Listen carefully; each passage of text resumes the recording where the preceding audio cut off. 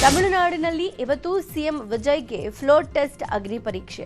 ಎಡ ಪಕ್ಷಗಳು VCK, IUML ಬೆಂಬಲದೊಂದಿಗೆ ವಿಜಯ್ 22ನೇ ಸಿಎಂ ಆಗಿ ಅಧಿಕಾರ ಸ್ವೀಕರಿಸಿದ್ದಾರೆ. ವಿಜಯ್ ಪ್ರಮಾಣ ವಚನ ಸ್ವೀಕರಿಸುವ ಮೊದಲು ಗವರ್ನರ್ ಷರತ್ತು ಹಾಕಿದ್ರು. ಸಿಎಂ ಆಗಿ ಪ್ರಮಾಣ ಸ್ವೀಕಾರ ಮಾಡಿದ 3 ದಿನಗಳಲ್ಲಿ ಬಹುಮತ ಸಾಬೀತುಪಡಿಸಬೇಕು ಅಂತ ಹೇಳಿದ್ರು. ಅದರಂತೆ ಸಿಎಂ ವಿಜಯ್ 3 ದಿನಗಳ ವಿಶೇಷ ಅಧಿವೇಶನ ಕರೆದಿದ್ರು. ನಿನ್ನೆ ಸದನದಲ್ಲಿ ಎಲ್ಲಾ ಶಾಸಕರು ಪ್ರಮಾಣ ವಚನ ಸ್ವೀಕರಿಸಿದ್ದಾರೆ. ಇವತ್ತು ಸದನದಲ್ಲಿ ವಿಜಯ್ ಬಹುಮತ ಸಾಬೀತುಪಡಿಸಬೇಕಾಗಿದೆ. ಇವತ್ತಿನ ಅಗ್ನಿ ಪರೀಕ್ಷೆಯಲ್ಲಿ ವಿಜಯ್ ಪಾಸ್ ಆದರೆ 6 ತಿಂಗಳು ಸರ್ಕಾರ ಸೇಫ್ ಆಗಿರುತ್ತೆ. ತಮಿಳುನಾಡಲ್ಲಿ ಮತ್ತೊಂದು ರಾಜಕೀಯ ವಿಪ್ಲವ ಉಂಟಾಗಿದೆ. ದಿವಂಗತ ಜಯಲಲಿತಾ ಪಕ್ಷ ಬಹುತೇಕ ಇಬ್ಬಾಗ ಆಗೋ ಲಕ್ಷಣ ಕಾಣಿಸ್ತಾ ಇದೆ. ಅಣ್ಣಾ ಡಿಎಂಕೆ ಪಕ್ಷದ 30 ಶಾಸಕರು ಟಿವಿಕೆಗೆ ಜೈಕಾರ ಹಾಕಿದ್ದಾರೆ. ಎಡಪ್ಪಾಡಿ ಪಳನಿಸ್ವಾಮಿಗೆ 30 ಶಾಸಕರು ಕೈ ಕೊಟ್ಟಿದ್ದಾರೆ. ಅಣ್ಣಾ ಡಿಎಂಕೆ ಶಾಸಕಾಂಗ ನಾಯಕನಾಗಿ ಸಿವಿ ಷಣ್ಮುಗಂ ಆಯ್ಕೆ ಮಾಡಲಾಗಿದೆ. ಸ್ಪೀಕರ್ಗೂ 30 ಶಾಸಕರಿಂದ ಷಣ್ಮುಗಂ ಪರ ಪತ್ರ ಸಲ್ಲಿಕೆ ಮಾಡಿದ್ದಾರೆ. ಇವತ್ತಿನ ಅಧಿವೇಶನದಲ್ಲಿ ಸಿಎಂ ವಿಜಯ್ ವಿಶ್ವಾಸಮತ ಸಾಬೀತುಪಡಿಸಲಿದ್ದು, ಟಿವಿಕೆ ಪಕ್ಷಕ್ಕೆ ಅಣ್ಣಾ ಡಿಎಂಕೆಯ 30 ಶಾಸಕರು ಬೆಂಬಲ ಸೂಚಿಸುವ ಸಾಧ್ಯತೆ ಇದೆ ಎನ್ನಲಾಗಿದೆ. ತಮಿಳುನಾಡು ಸಿಎಂ ದಳಪತಿ ವಿಜಯ್ ಮಾಜಿ ಸಿಎಂ ಡಿಎಂಕೆ ನಾಯಕ ಎಂಕೆ ಸ್ಟಾಲಿನ್ ಅವರನ್ನ ಭೇಟಿ ಮಾಡಿದ್ರು. ಚೆನ್ನೈನಲ್ಲಿರೋ ಎಂಕೆ ಸ್ಟಾಲಿನ್ ನಿವಾಸಕ್ಕೆ ಭೇಟಿ ನೀಡಿ ಅಚ್ಚರಿ ಮೂಡಿಸಿದ್ದಾರೆ. ವಿಜಯ್ಗೆ ಮಾಜಿ ಸಿಎಂ ಸ್ಟಾಲಿನ್ ಹಾಗೂ ಪುತ್ರ ಉದಯನಿಧಿ ಸ್ವಾಗತ ಕೋರಿ ಸನ್ಮಾನ ಮಾಡಿದ್ದಾರೆ. ಕೆಲಕಾಲ ಉಭಯ ನಾಯಕರು ಚರ್ಚೆ ನಡೆಸಿದರು. ಅಲ್ಲಿಂದ ಎಂಡಿಎಂಕೆ ಸಂಸ್ಥಾಪಕ ವೈಕೋ ಅವರನ್ನ ಸಿಎಂ ವಿಜಯ್ ಭೇಟಿಯಾದರು. ಬಳಿಕ ಚೆನ್ನೈನ ಅಕ್ಕರೈ ನಿವಾಸಕ್ಕೆ ಆಗಮಿಸಿದ ಸಿಎಂ ಪಿಎಂಕೆ ಅಧ್ಯಕ್ಷ ಅನ್ಬುನ್ ಮಣಿ ರಾಮದಾಸ್ ಅವರನ್ನ ಭೇಟಿ ಮಾಡಿದ್ದಾರೆ. ತಮಿಳುನಾಡು ಸಿಎಂ ಆಗಿರೋ ದಳಪತಿ ಇವತ್ತು ವಿಧಾನಸಭೆಯಲ್ಲಿ ವಿಶ್ವಾಸ ಮತ ಯಾಚನೆ ಮಾಡಲಿದ್ದಾರೆ. ಈ ಬೆನ್ನಲ್ಲೇ ನಿನ್ನೆ ವಿಧಾನಸಭೆ ಸ್ಪೀಕರ್ ಹುದ್ದೆಗೆ ಟಿವಿಕೆ ಶಾಸಕ ಜೆಸಿಡಿ ಪ್ರಭಾಕರ್ ನಾಮಪತ್ರ ಸಲ್ಲಿಸಿದ್ದಾರೆ. ಸಿಎಂ ವಿಜಯ್ ಸಮ್ಮುಖದಲ್ಲೇ ನಾಮಪತ್ರ ಸಲ್ಲಿಸಿದ್ದಾರೆ. ಪಶ್ಚಿಮ ಬಂಗಾಳದಲ್ಲಿ ಸಿಎಂ ಸುವೇಂದು ಅಧಿಕಾರಿ ಸಂಪುಟ ರಚಿಸಿದ್ದಾರೆ. ಮೊದಲ ಹಂತದಲ್ಲಿ 5 ಸಚಿವರಿಗೆ ಖಾತೆ ಹಂಚಿಕೆ ಮಾಡಿದ್ದಾರೆ. ಸಚಿವ ದಿಲೀಪ್ ಘೋಷ್ಗೆ ಗ್ರಾಮೀಣಾಭಿವೃದ್ಧಿ ಹಾಗೂ ಪಂಚಾಯತ್ ಮತ್ತು ಪ್ರಾಣಿ ಸಂಪನ್ಮೂಲಗಳ ಇಲಾಖೆ, ಅಶೋಕ್ ಕೀರ್ತಾನಿಯಾಗೆ ಆಹಾರ ಇಲಾಖೆ, ಕ್ಷುದಿರಾಮ್ ತುಡುಗೆ ಹಿಂದುಳಿದ ವರ್ಗಗಳ ಕಲ್ಯಾಣ ಇಲಾಖೆ, ಅಗ್ನಿಮಿತ್ರ ಪಾಲ್ಗೆ ಮಹಿಳಾ ಮತ್ತು ಮಕ್ಕಳ ಕಲ್ಯಾಣ ಇಲಾಖೆ ಮತ್ತು ನಿಸಿತ್ ಪ್ರಾಮಾಣಿಕ್ ಅವರಿಗೆ ಉತ್ತರ ಬಂಗಾಳ ಅಭಿವೃದ್ಧಿ, ಕ್ರೀಡೆ ಮತ್ತು ಯುವ ಕಲ್ಯಾಣ ಇಲಾಖೆಯ ಜವಾಬ್ದಾರಿ ಕೊಡಲಾಗಿದೆ. ಪಶ್ಚಿಮ ಬಂಗಾಳ ತಮಿಳುನಾಡು ಸಿಎಂ ಪದಗ್ರಹಣದ ಬಳಿಕ ಇವತ್ತು ಅಸ್ಸಾಂನಲ್ಲಿ ಹಿಮಂತ್ ಬಿಸ್ವಾ ಶರ್ಮಾ ಮತ್ತೊಮ್ಮೆ ಸಿಎಂ ಆಗಿ ಪ್ರಮಾಣ ಸ್ವೀಕರಿಸಲಿದ್ದಾರೆ.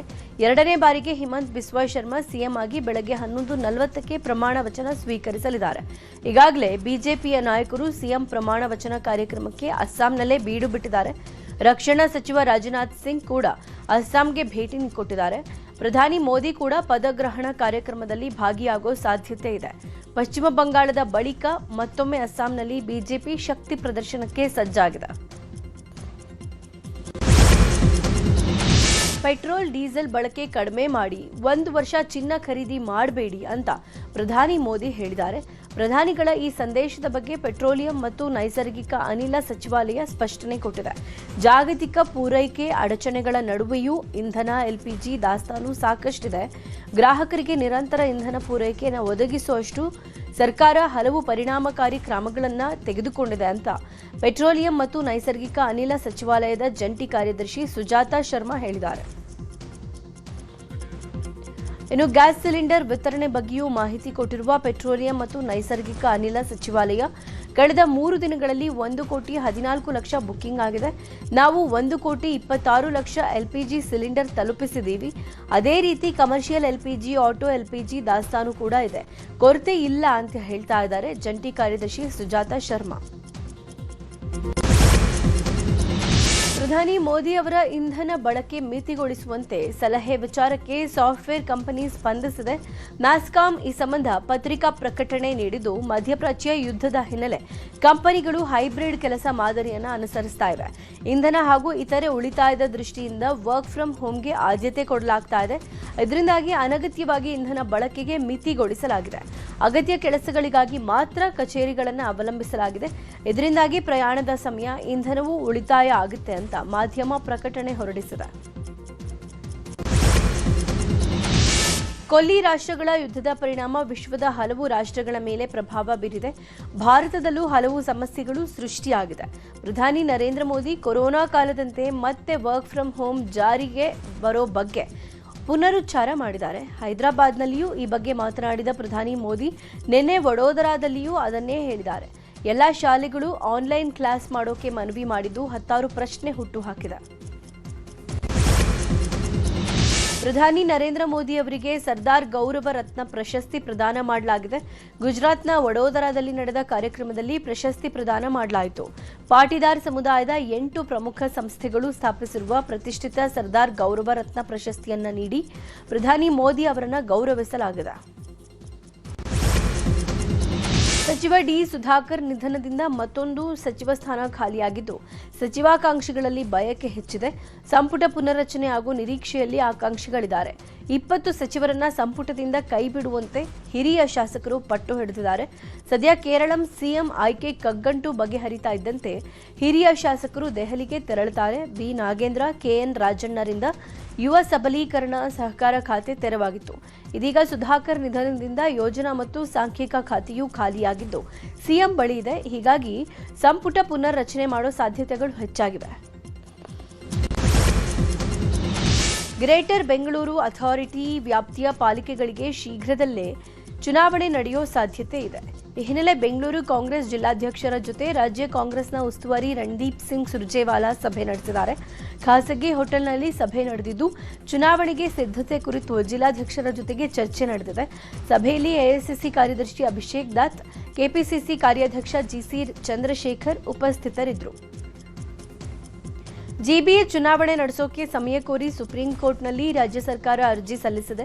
ಸೆಪ್ಟೆಂಬರ್ 30ರ ತನಕ ಚುನಾವಣೆ ನಡೆಸೋಕೆ ಸಾಧ್ಯ ಇಲ್ಲ, ಅಲ್ಲಿವರೆಗೂ ನಮಗೆ ಸಮಯ ಕೊಡಿ ಅಂತ ಮೇ 9ರಂದು ರಾಜ್ಯ ಸರ್ಕಾರ ಅರ್ಜಿ ಸಲ್ಲಿಸಿದೆ. ಜನಗಣತಿ ಕಾರ್ಯ ಹಾಗೂ ಎಸ್ಐಆರ್ ತಯಾರಿಗೆ ಅಧಿಕಾರಿಗಳನ್ನು ಬಳಸಿಕೊಳ್ಳಲಾಗಿದೆ. ಹೀಗಾಗಿ ಜಿಬಿಎ ಚುನಾವಣೆ ನಡೆಸೋಕೆ ಸಮಯದ ಅಗತ್ಯ ಇದೆ ಅನ್ನೋದನ್ನ ಅರ್ಜಿಯಲ್ಲಿ ಮನವರಿಕೆ ಮಾಡಲಾಗಿದೆ.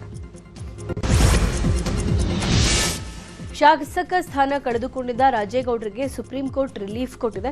ಜೀವರಾಜ್ ಶಾಸಕತ್ವಕ್ಕೆ ಸುಪ್ರೀಂ ಕೋರ್ಟ್ ತಡೆ ಕೊಟ್ಟಿದೆ. ಶೃಂಗೇರಿ ಕ್ಷೇತ್ರದ ಮರು ಮತ ಎಣಿಕೆಯಲ್ಲಿ ಬಿಜೆಪಿ ಜೀವರಾಜ್ ಗೆಲುವು ಸಾಧಿಸಿದ್ರು. ಈ ಹಿನ್ನೆಲೆ ಟಿಡಿ ರಾಜೇಗೌಡ ಸುಪ್ರೀಂ ಕೋರ್ಟ್ ಮೆಟ್ಟಿಲೇರಿದ್ರು.